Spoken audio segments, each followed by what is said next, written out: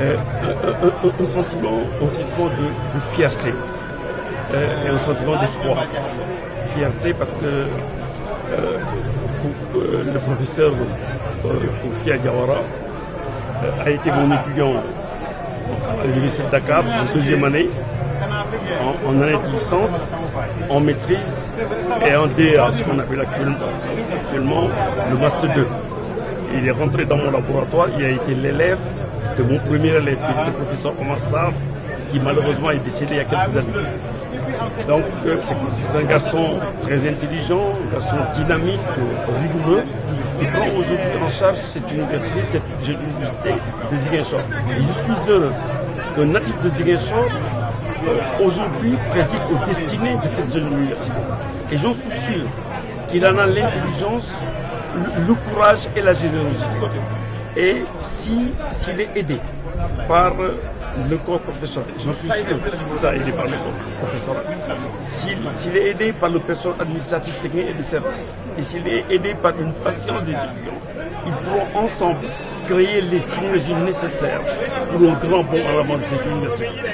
Quand une université a un effectif d'étudiants maîtrisé, une volonté politique qui accompagne, on ne peut pas ne pas avoir de résultats.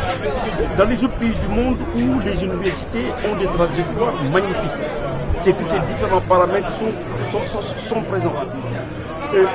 L'intelligence d'un pays se retrouve à l'université quelque part. Et transformer ce potentiel d'intelligence en énergie vive, c'est ça le rôle de recteur, accompagné par l'ensemble des composantes de l'université qui travaillent à ses côtés.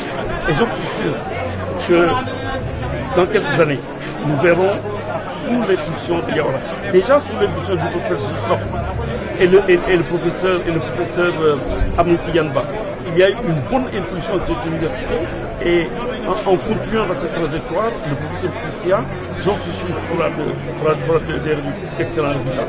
Et il faut remercier le président de la République qui a eu la clairvoyance de nommer à la tête de cette université quelqu'un comme le professeur Diawara, qui non seulement est un enseignant hors pair, mais qui est un chercheur connu et reconnu au niveau national et international. Ceci est important parce que souvent la recherche est un peu le parent pauvre, et quand on a quelqu'un qui est un militant de la recherche scientifique, et ça ne peut que donner des résultats donnés, j'en suis convaincu, avec l'aide de Dieu.